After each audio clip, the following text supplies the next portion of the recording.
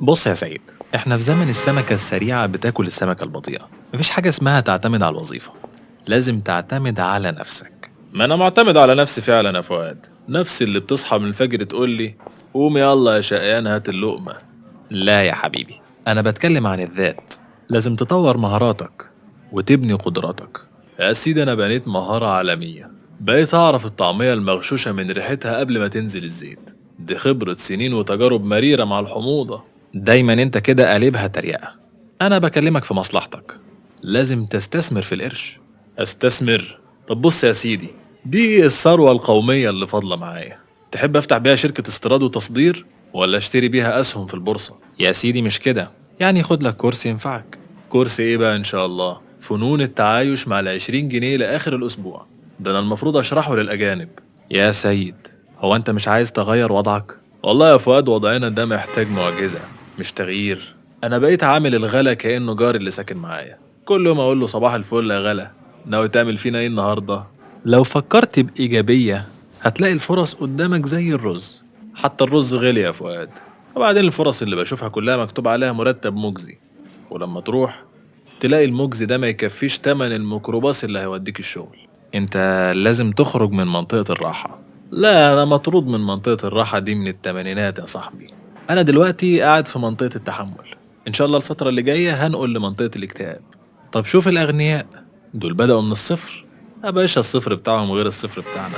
الصفر بتاعهم كان جنبه 6 صفار وقدامه جنينة بالبسين، انما الصفر بتاعنا هو صفر العداد اللي بيفصل كل 10 ايام. يعني انت شايف ان ده كلام فاضي؟ لا يا سيدي مش كلام فاضي، هو كلام شيك بس محتاج ترجمة للغة الواقع. لما تقول استثمر في نفسك وانا بحسب رغيف العيش بالملي، يبقى كأنك بتوصف كافيار لواحد نفسه في حتة جبنة قديمة. طب اتعلم لغة. لغة؟ طب ما انا معايا لغة. انا لبلب في لغة السوق، بعرف من نبرة صوت البياع هو هيرفع السعر بكرة ولا لسه بيجرب فينا. انت بتضحك على نفسك يا سيد. لا يا فؤاد ما بضحكش على نفسي، انا بضحك عشان ما اعيطش. ودي اعلى مراحل التنمية البشرية اللي وصلت لها بمجهودي الشخصي والحمد لله. طب ما تحلم.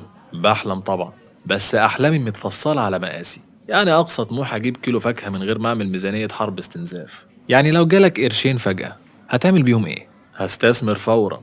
ايوه كده. في ايه بقى؟ في سندوتش شاورما محترم من غير ما ابص على السعر، وكوباية شاي 50 في هدوء، وانام ساعتين من غير ما افكر في فاتورة المية. هو ده عائد الاستثمار اللي بيفهم فيه الغلبان اللي زي حالاتي. انت دماغك غريبة يا سيد. لا مش غريبة، دي دماغ متعودة على الطوابير. طابور عيش، طابور تموين، طابور أحلام. مفيش أمل. مفيش امل؟ الأمل موجود يا فؤاد، بس بنزينه غالي، واحنا بنمشيها بالزق لحد ما تفرج.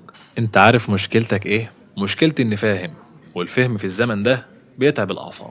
انا بحاول اساعدك بس. ومقدر والله، بس المساعدة النظرية دي زي حد بيعلمني العوم وسط الصحراء. نضحك أحسن يا فؤاد، الضحك لسه ببلاش وأرخص من جلسات الدكاترة النفسيين. طيب نبدأ منين عشان نصلح حالنا؟ نبدأ بإننا نعرف إن مش كل واحد غني عبقري، ومش كل واحد فقير كسلان. في ناس اتولدت في الدور العاشر والأسانسير شغال، وناس تانية محكوم عليها تطلع السلم على رجليها. يعني اعمل ايه بنصيحتي؟ شيلها دلوقتي، ولما تقول لحد استثمر في نفسك اسأله الأول معاك كام في جيبك.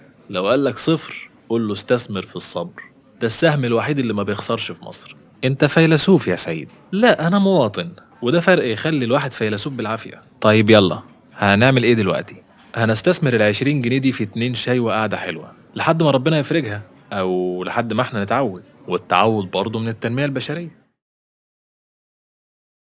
وأن ليس للإنسان إلا ما سعى وأن ليس للإنسان إلا ما سعى وأن سعيه سوف يرى ثم يجزاه الجزاء